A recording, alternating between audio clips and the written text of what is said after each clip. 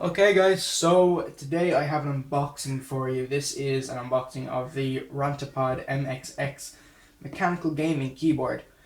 Now this features the Chinese equivalent to the Cherry MX Red switch. Um, it is a 10 keyless keyboard, which means it does not have the number pad. So now let's get right into the box. This is a relatively small keyboard, but it does, just because it's small, does not mean that it's hard to type on. My father, I bought two of these. This one is mine, and my father's one is already opened. He has relatively large hands, and he finds typing on this to be a breeze. Almost easier than his last keyboard, which was a full-size keyboard with the number pad and everything. The only issue was he had to get used to not having the number pad anymore.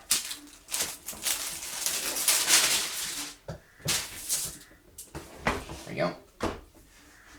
So really there's nothing on the box itself, it just has the name, and it has anti-ghosting capability, dynamic lighting effects, which are cool, and I'll get into that later. A detachable USB cable, again that's cool, it means it's portable. Along with its size and the detachable cable, this would be exceptionally easy to bring around to places like LAN parties and whatnot, or if you're going over to a friend's house and you have a portable computer, you'd be able to bring that over there, no bother. Space grade aluminium, which doesn't really matter as long as it doesn't flex too much, which this keyboard doesn't flex at all. And mechanical switches. Now this is an exceptionally well priced keyboard. I got this for roughly €65. Now what that is in dollars realistically, I don't know, but I do know that the single euro to dollar is roughly the same. So I'd probably add a tenner onto the price of it, so you're looking at a $75 keyboard, which for a mechanical keyboard that feels this good and has all these features is pretty good. It has most of the features that the high-end Corsair keyboards and everything has, except for the RGB. And I forgot to mention this is a white LED keyboard. So yeah, it has all the features of the higher end Corsair keyboards, but for probably nearly $100 less, or €100 at least. Mechanical keyboards are exceptionally dear here, except for these kind of Chinese ones. Now, one thing that people were saying about this keyboard was, up until I believe a couple of months ago, all the boxes were entirely Chinese. Now the brand, or the company, has made English ones that are going to the UK and America and places like that, most places in Europe. But if you get one that's the box is entirely in Chinese and you can't read any of it, don't be alarmed. The manual you get is in Chinese, but if you email the company, they will send you a digital version of the English copy. So it's perfectly fine. In fact, we got ours without even asking. They sent it got our email address off Amazon and sent us the digital copy. Now here's the keyboard. As you can see, it is very, very small. Well, as keyboards go, it's small. No flex in it whatsoever. That's probably mainly because of this is pure metal on top, and then the rest is made of plastic. And it has these rubber pads here, 3 rubber pads, that really grip to the surface. And I have to say, it's one of the only keyboards I've ever seen and had that quite literally you have to almost punch it to get it to move. Some of my other keyboards have, when I'm typing, they can move back and forth like that. This one just stays in place, and it is perfect, if I do say so myself. So in this little Ziploc bag, we have the manual, if I can get it out.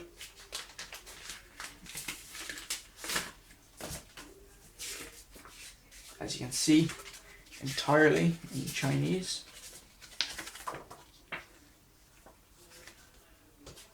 And we also have a key puller, which I will get to in a minute. Now in this box is our cable, as you can see. Now one side is the bit that goes into the keyboard itself. As you can see, it's a certain shape, which means you can only put it in one way, and since it's a USB, really you can only put it in one way anyway. And then this would be the side that goes into your computer. You down there. Move the box out the way. There.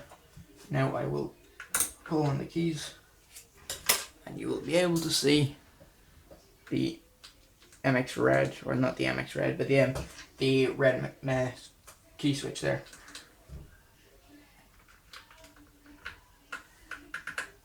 So as you can hear, really the sound is just the key bottoming out, but there is a slight sound in there where you can hear the key switch move, because that sounds nothing like a membrane keyboard, and I love the sound of it. I was typing on my father's one that is just beside me here, set up to his computer, and just when you have your headphones on, it's not all that loud, so it's not obnoxious at all. But if I'm playing a game, it almost gives me better feedback for how I'm playing, because I can identify exactly when I press, because sometimes when you're playing you do that automatically. You're almost on autopilot, and sometimes if you make a mistake you don't know what you've done. At least with this, when I move my finger I can hear it, so I know exactly what button I've pressed, because well, I know where my fingers are. So that's good. The cat's here now. God, he's probably going to ruin everything. No, he's good, he's sitting down. So, as you can hear, it does sound really, really nice.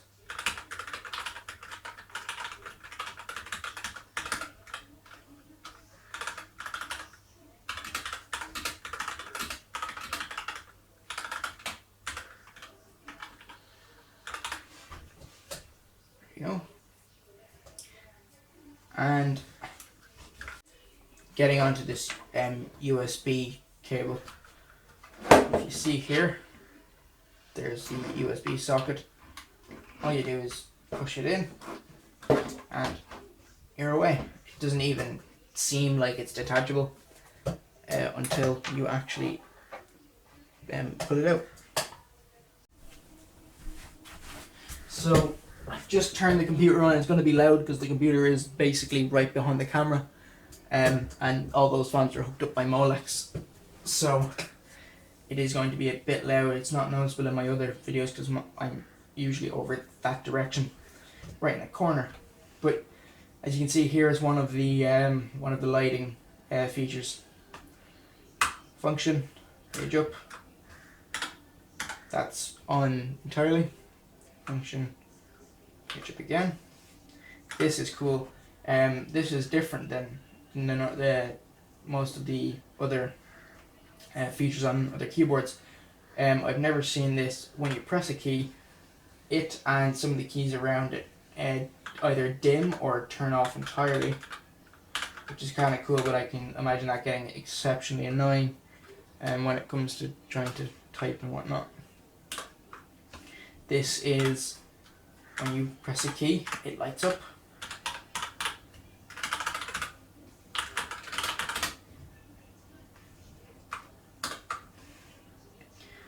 This is a breathing effect.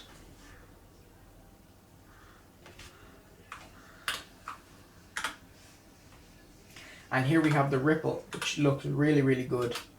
And I was not expecting to see this on a keyboard that costs this much.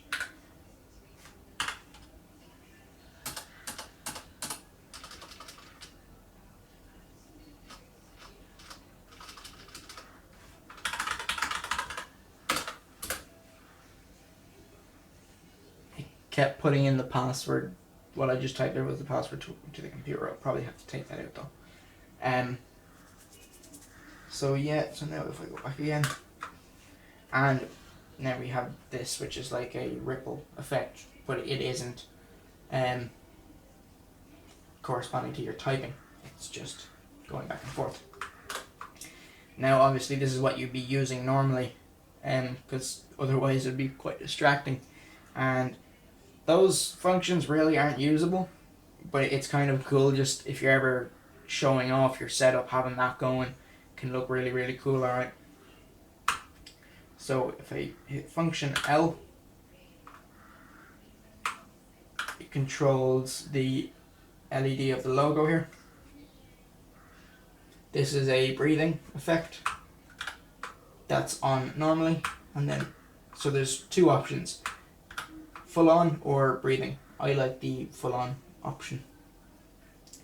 If we hit function F12, this is controlling the brightness. So you have off there. There's 4 levels of brightness, and then F11 just takes it down again. Now function 10 gives you a gaming mode. So this lights up the WASD, and then if you want to set up your own kind of profile for gaming, it's function delete. These 3 LEDs will start flashing, and then we can just hit keys to make them stay on.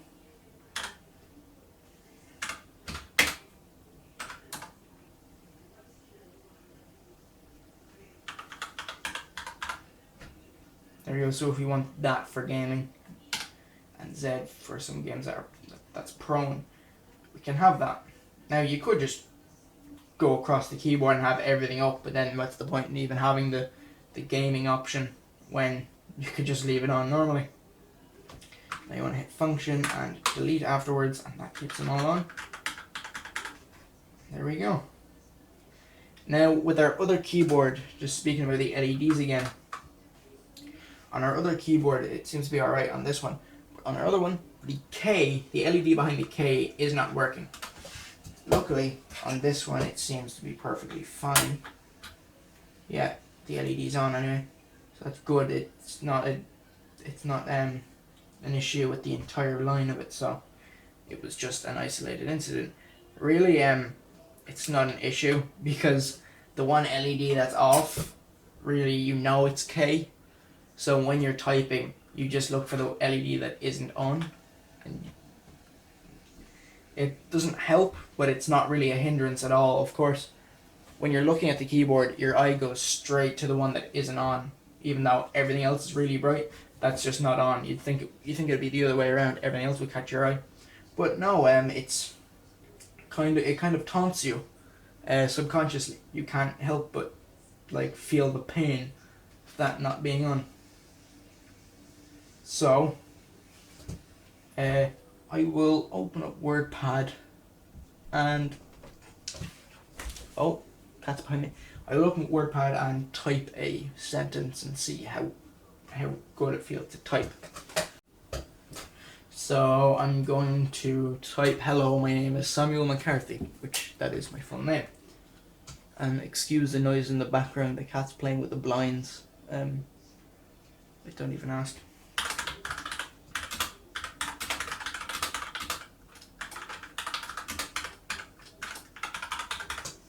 There we go. Now, caps lock was on, so it looks ridiculous, but sure, it's grand. I must have hit cap locks when I was going for A, which I do that a lot. What else?